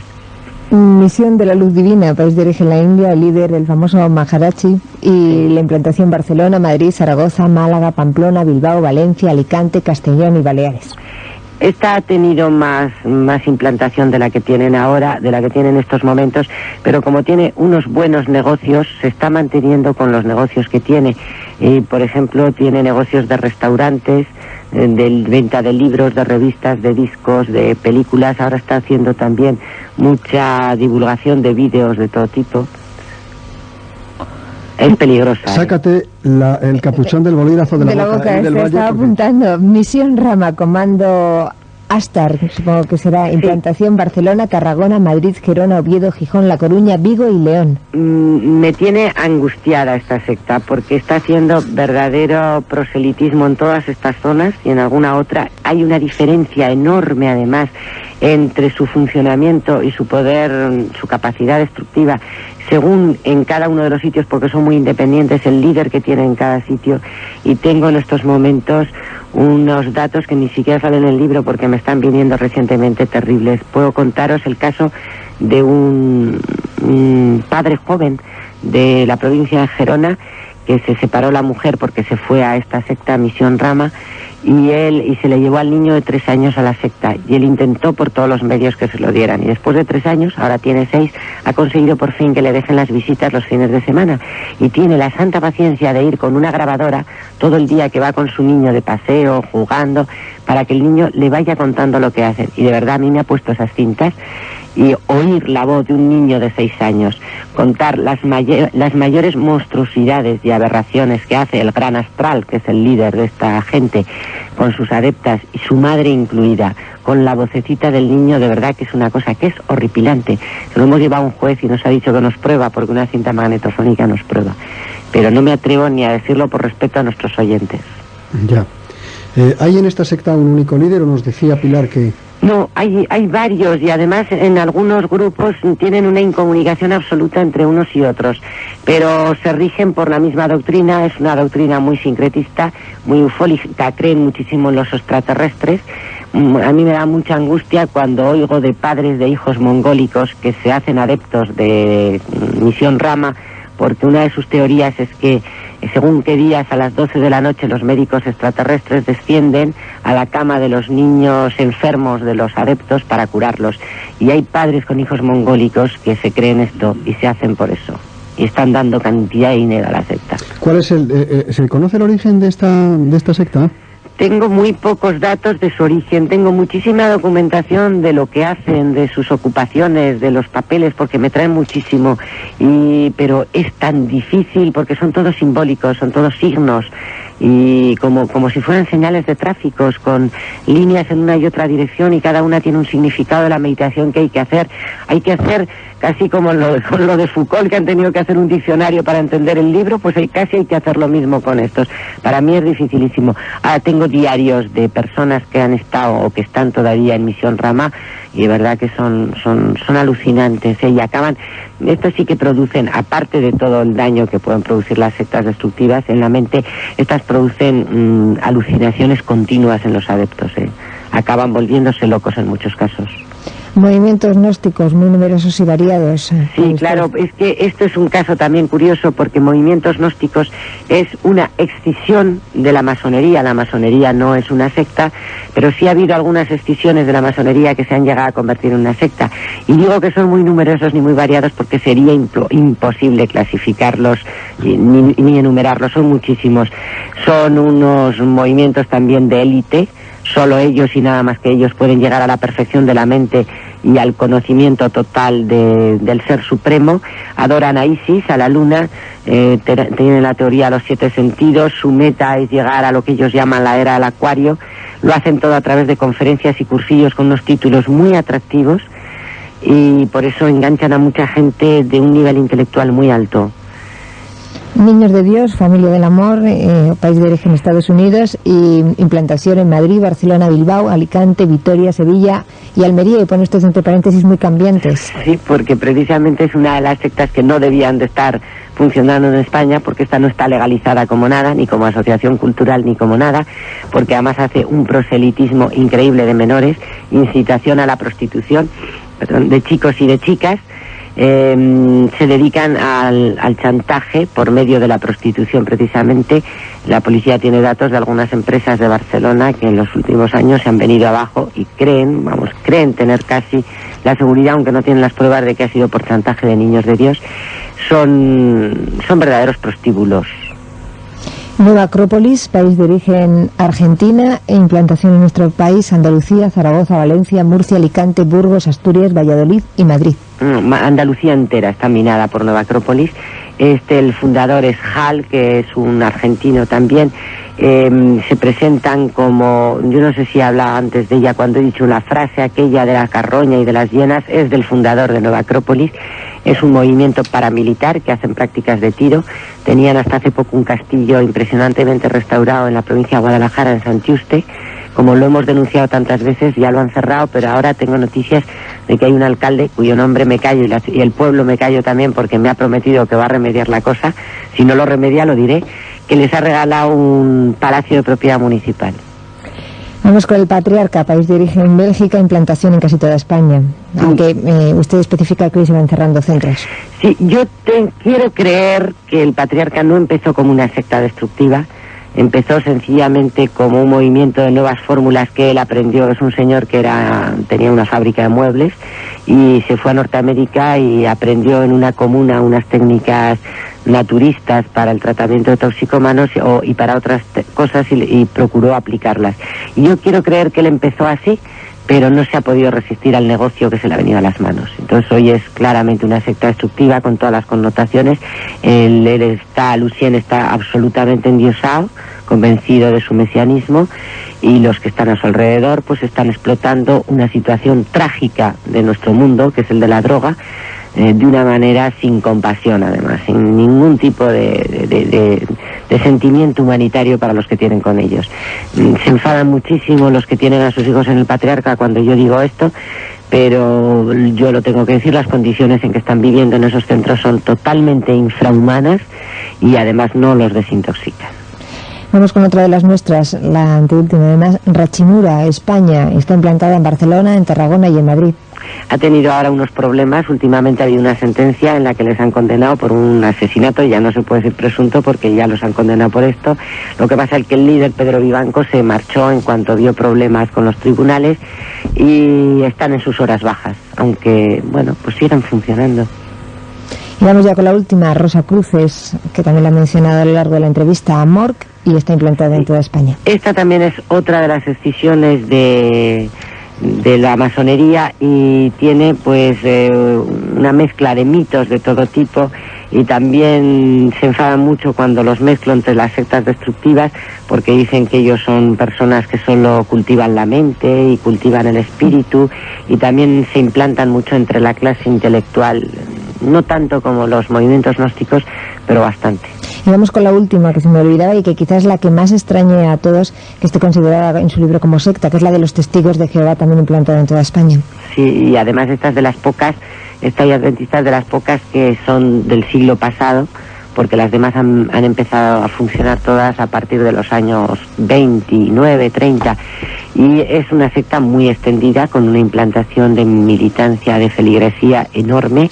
Es una auténtica multinacional, funciona exactamente igual que una multinacional, y bueno, los conocemos todos porque nos han venido a visitar por las casas. Tienen un negocio enorme editorial y tienen una pega, para mí la mayor de todas, que es por lo que se las considera más destructiva en todos los países, y es que van en contra de las normas mundiales de la salud, porque no permiten las transfusiones de sangre, y yo sí que he tenido casos en los que verdaderamente ha sido angustioso. Luego también Testigos de Jehová, que tiene fama de ser muy humanitaria con los suyos, resulta que cuando una persona ya no le sirve para su asociación, la abandonan totalmente, pero totalmente. Eli del Valle, naturalmente que esta es una conversación que bien podría convertirse en una historia interminable. Al fin y al cabo es la suma de muchas historias. Según censos muy prudentes, más de 200.000 personas jóvenes estarían atrapadas en una medida o en otra por alguna secta considerada como peligrosa. Pero debemos poner un punto final a esta conversación. Sí. Elijamos un párrafo adecuado del libro. Del libro, exactamente. Es la página 22 exactamente del libro, donde Pilar Salarrullena dice lo siguiente. Hace poco, un sábado a las 12 de la noche, sonó el teléfono de mi casa. Lo cogí maldiciendo por dentro al impertinente que no me dejaba tranquila ni en esos momentos de paz familiar. ¿Diga? Pilar, perdone que le llame a estas horas. Soy María Jesús de Salamanca, ¿me recuerda? Estamos brindando en este momento por usted, toda la familia reunida. Después de todo lo que llevamos luchando por recuperar a nuestras hijas, la oyeron ayer por la radio y han dejado la secta, se han ido del Partido Humanista y esta casa parece otra. Pídanos lo que quiera. Es emocionante oíroslo contar así, porque efectivamente fue así, y es una de las pocas satisfacciones que he tenido, porque la verdad es que no son muchas las que se tienen en esto, y casi siempre todas estas conversiones voluntarias sin tratamiento, de que se han quedado, se han vuelto a su casa, han sido a través de algún programa de radio. Fíjate la influencia tan impresionante que podéis tener. Me pasó también con otro chico muy parecido a esto. Él todavía no había llegado a entrar en Murcia, me parece que fue, que me llamó su padre horrorizado porque me había oído en un programa hablar de Nueva Acrópolis como una secta destructiva, y me dijo, pues si mi hijo está yendo a unos cursos suyos. Y entonces le dije, pues mire, yo si quiere mañana vuelvo a hablar en el programa, si consigue usted que esté su hijo escuchándome. Y cuando yo hablé en el programa, claro, le dediqué todo al chico. Y después llamó a la misma emisora de radio, me llamó el padre y me dijo, mira, está llorando a lágrima viva, porque me ha dicho, menos mal que he oído esto contigo, porque tenía que pedirte ahora 250.000 pesetas o robártelas, porque si no se iban a vengar de mí, y no sabía cómo hacerlo. Bueno, fue precioso aquello. Algunas de estas cosas pasan, no muchas, desgraciadamente.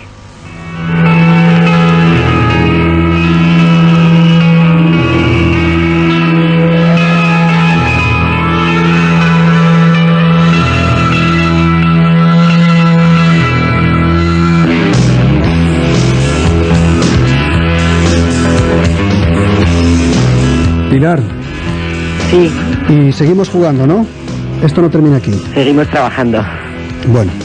De acuerdo. Esa es una expresión. Y además con vuestra ayuda, porque si no, no hubiera hecho nada. Ya. Nos acompaña ya el doctor Javier de las Heras, psiquiatra. Doctor, buenas noches. Hola, buenas noches. Pilar, como el doctor Javier de las Heras ha llegado a su hora, es decir, ya con la entrevista muy avanzada, sí. Podría ser un excelente final de conversación la interpretación que el doctor pudiera hacer del estado mental de un, digamos, adepto medio, entendiendo por adepto medio a una persona que lleva un tiempo ya involucrada en una secta de este tipo y sometida durante ese mismo tiempo a, en fin, los efectos de las prácticas en dicha secta en todos los sentidos. Si le parece, redefinimos un poco los estímulos a que es sometido un adepto. Primero, el adepto entra, es sometido a un horario muy rígido y muy fuerte. Duerme muy poco, tiene muy poco descanso, ¿correcto? Sí. Sí. Efectivamente. Doctor, hemos dicho que la alimentación es muy pobre en proteínas, se limita casi exclusivamente a hidratos de carbono. Hay mucha fatiga, los horarios son muy apretados, el adepto duerme muy poco, come muy poco y tiene que repetir frecuentemente unas salmodias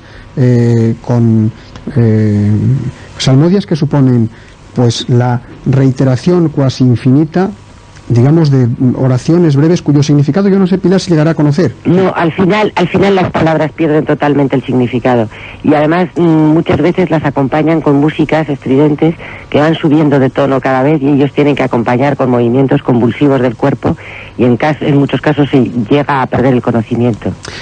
¿Han llegado a preguntar a los adeptos, algunas de las sectas, cuántas veces tienen que rezar el rosario yapa? Pues algunas hasta 1750 veces la misma ejaculatoria, otras repiten los mantras incansablemente durante 6 horas seguidas. Hago esta pregunta, doctor, para que valore usted influjos monótonos de este tipo, repetitivos, durante mucho tiempo por parte de una persona que está muy cansada, muy fatigada y mal alimentada. Y posteriormente, Pilar, o mejor dicho, finalmente, esa persona pertenece a una sociedad muy jerarquizada, solamente puede obedecer, ¿no? Nada más, no puede tener ninguna idea propia ni ninguna iniciativa. Y además se la dota de un conjunto de preguntas y respuestas que deberían encerrar todas las claves del mundo, un conjunto de preguntas y respuestas de los que no está autorizado a salir. De modo que no puede sino participar en conversaciones que engloben un tópico de X preguntas y X respuestas. Exacto, ¿no es así? Exacto.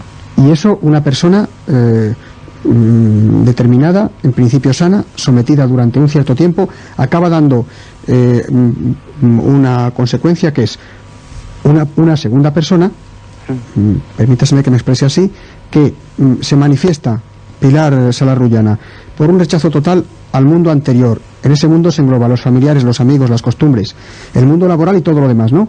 Eso mismo. Un rechazo al mundo anterior, una aceptación no crítica del mundo nuevo, considerando que todo lo que es ajeno a ese mundo es sucio, indeseable y rechazable. Exacto. Bueno, doctor. Bueno, aquí Pilar Salarrullana, aquí el doctor de las Heras. Encantada, yo me alegro muchísimo de oír opiniones de verdaderos expertos en estas cosas, porque además yo supongo que el doctor sabrá que precisamente su profesión es una de las malditas por las sectas. Claro, efectivamente. Es más, además, las personas que muchas veces eligen para introducirlas en una secta, pues son personas que tienen problemas mentales más o menos graves, personas que tienen una depresión o que están en una situación de crisis o un trastorno de personalidad.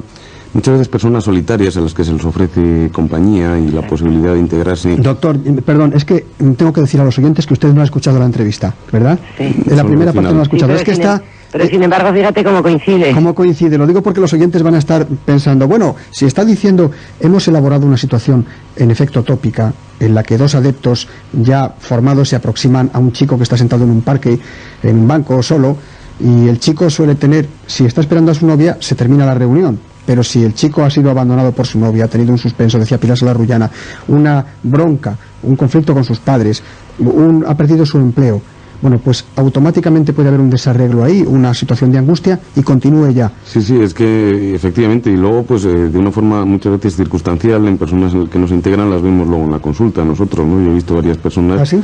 Sí, efectivamente. Y bueno, yo creo que el problema de incomunicación y de soledad de la sociedad actual también es muy importante. Personas que no están muy unidas a la familia o que están estudiando fuera o viven en ambientes un poco alejados de su familia y atraviesan una crisis, pues son personas predispuestas o elegidas por las sectas.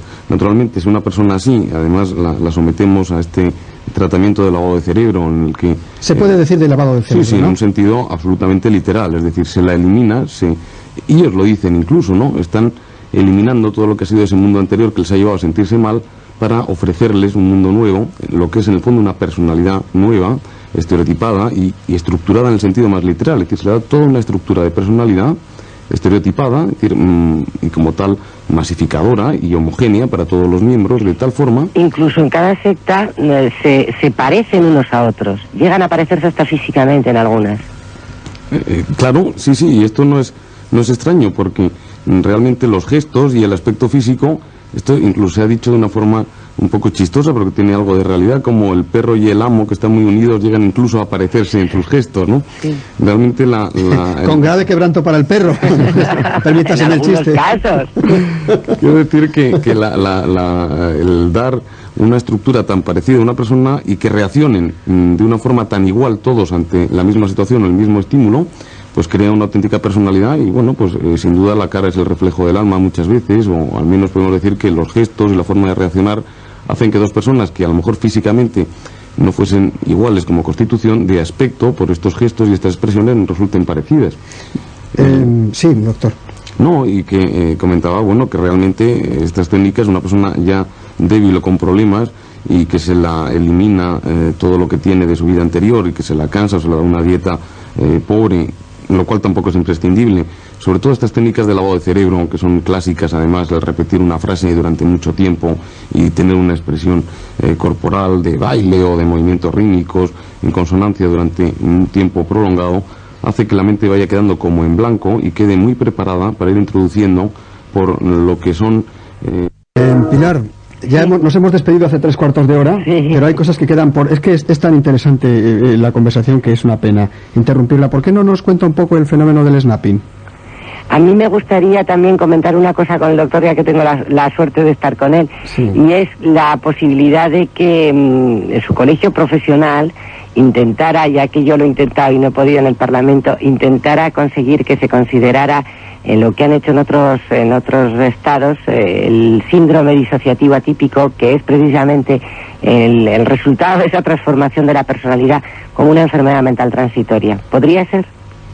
Bueno, esto es un tema complicado, ¿no? Porque entra casi un poco en el terreno jurídico, naturalmente. En algunos países ya está catalogado así. Lo digo porque precisamente el grave problema de las familias cuando quieren recuperar a un familiar que es mayor de edad es que no pueden, porque legalmente no lo pueden sacar de una organización. Como no sea por la fuerza. Claro, cometiendo un delito, que es lo que hacen ellos muchas veces. Ahí está la tragedia. Contratar a un detective privado para que lo siga, secuestrarlo y llevarlo a un centro de desprogramación. Para evitar eso es por lo que en algunos países se ha considerado ya esto una enfermedad mental transitoria, se les incapacita con todas las salvaguardas posibles, por supuesto, del examen médico y de los jueces, y entonces lo pueden recuperar sin tener que recurrir a cometer ningún delito. Por eso a mí me encantaría que esto se pudiera hacer también en nuestro país.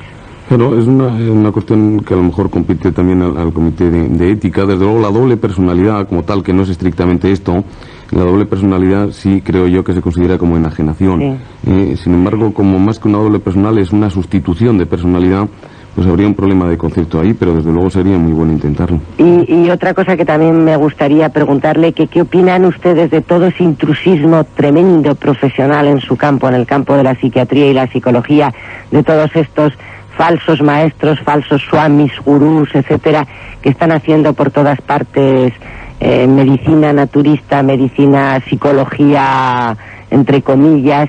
Ahora incluso han salido una colección de psiquiatras, que no son psiquiatras, bueno, tienen titulación, que se denominan exclusivamente sexólogos. Todo esto, ¿qué hacen? ¿Hacen algo para evitar ese intrusismo profesional?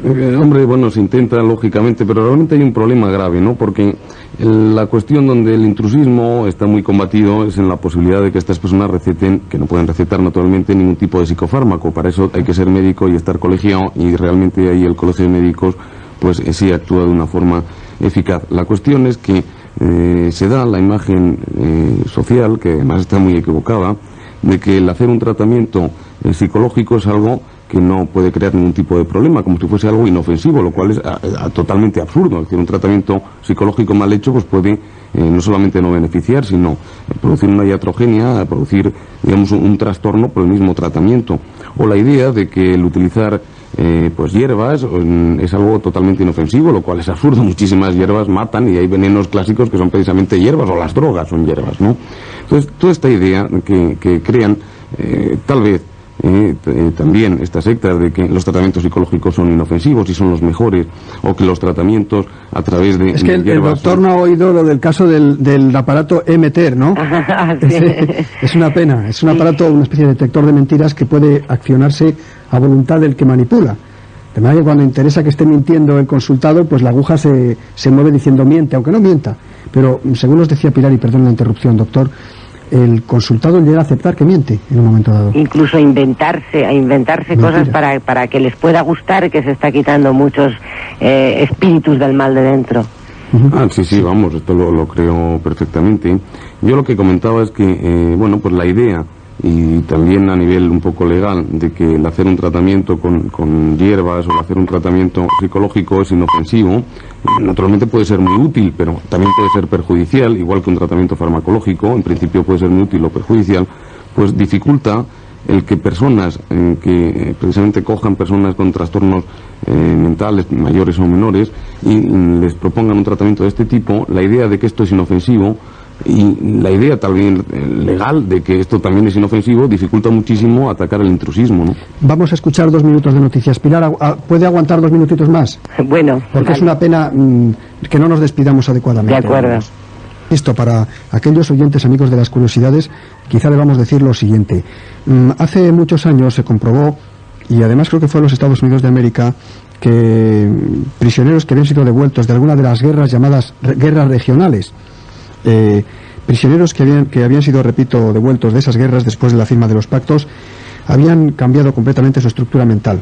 Es decir, profesaban ideas opuestas a las anteriores. Eso ocurre con frecuencia en el ser humano, pero parecían estar sometidos o sujetos a una cerrazón mental sospechosa. Esto acabó siendo estudiado y definido en textos de psiquiatría.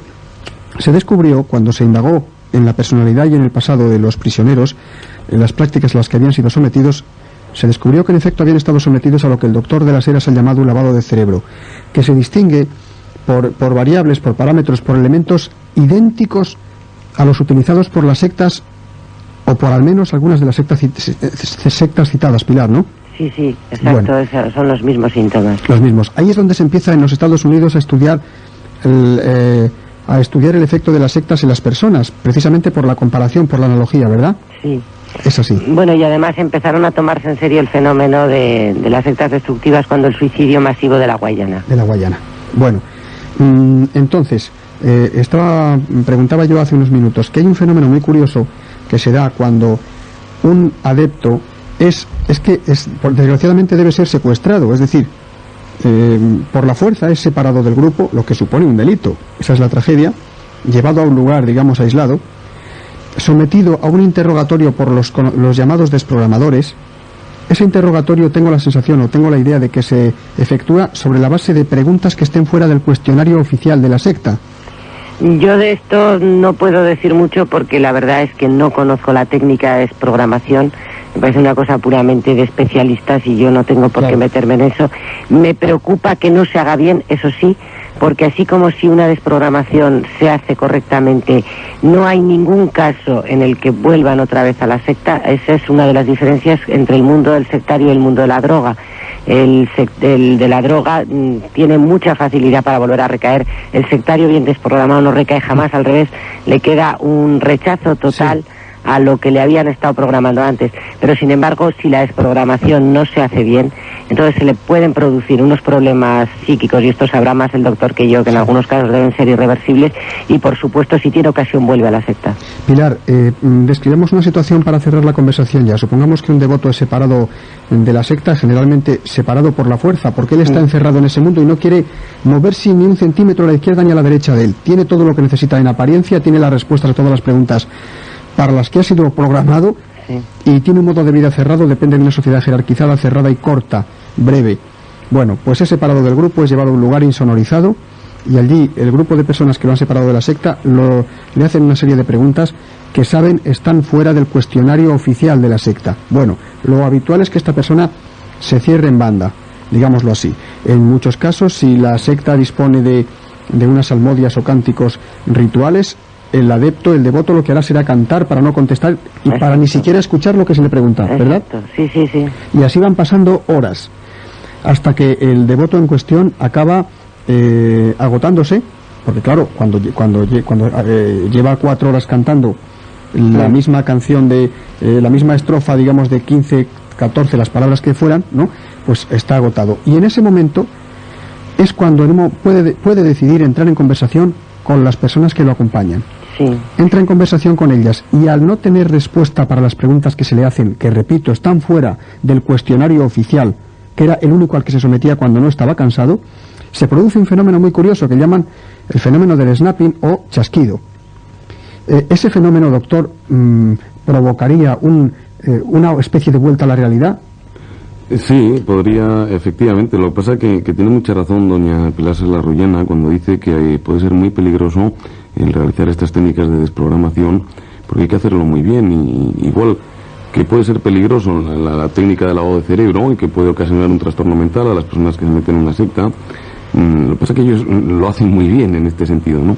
Pero aunque se corre ese riesgo, también se corre un riesgo a la inversa. Es decir, en la desprogramación, realmente esa persona, si pierde esa personalidad nueva que tiene y no le ofrecemos otra a cambio, pues se queda un vacío que se produce precisamente una disolución del yo que puede crear un trastorno psicopatológico grave. Esa especie de chasquido sería el haber perdido toda esa estructura, pero a la vez haber recuperado la antigua. Si no se recupera la antigua es cuando se produce el problema. Sería como salir de una especie de sueño y volver a la realidad anterior. Sí, ellos explican, cuando yo he estado con alguno que se ha sometido a un tratamiento de estos, explican que es como si volvieran de una civilización a otra. Incluso algunos hablan de túnel del tiempo, porque incluso los que han estado en comunidades muy cerradas, para ellos el tiempo no pasa, no utilizan relojes, no tienen ni idea de en qué mes viven, solo pues se guían por la naturaleza. Pero también es curioso los que se han salido, sobre todo los voluntarios que no estaban en una secta excesivamente destructiva y entonces no han necesitado que se les ayude, sino que ellos mismos han salido porque les ha dado ese choque, precisamente esa luz a ellos solos. Bueno, es curioso que luego se tiran de los pelos materialmente diciendo, pero ¿cómo podría yo creer en eso? ¿Pero qué me habían hecho, qué me habían metido para estar convencido de toda esa cantidad de barbaridades? ¿Pero cómo podía obedecer tan ciegamente? Ellos mismos se recriminan de eso, pero eso, claro, son los que no han sido sometidos a las técnicas más duras. Los que consiguen salir, no obstante, por sí mismos, haber estado atrapados, los que consiguen salir pues con la aplicación correcta de determinadas técnicas, observan en sí mismos un efecto rechazo también espantoso, es decir, rechazan tajantemente la secta a la que han pertenecido, ¿no? Sí, pero al mismo tiempo los que han estado mucho tiempo dentro de una secta y aunque hayan sido sometidos a una buena desprogramación, al mismo tiempo sienten como una especie de mono, que incluso sabiendo que les hacía mal, sabiendo lo mal que les ha ido, sabiendo que ya era rechazable todo eso para ellos, sin embargo les queda una cierta atracción. Yo creo que a lo que decía antes el doctor, de esa sensación dentro del grupo que tenían de seguridad, que luego no la tienen en un mundo normal, claro. Doctor, ¿no conocía usted a Pilar Serlarrullana? Bueno, sí, la conocí un día aquí precisamente, hace yo no sé si un año. Yo también lo estaba recordando eso. Efectivamente, hace como un año o algo así que coincidimos aquí en un programa en La Ventana Indiscreta, precisamente. Bueno, Pilar. Y desde luego la quiero felicitar por la labor tan valiente que está haciendo en un mundo tan complicado y tan difícil, y por este libro que espero que pueda ilustrar y ayudar a muchísimas personas a saber un poco la realidad de estos problemas. Yo con esa idea lo he escrito para que no se quede mi labor en el limbo.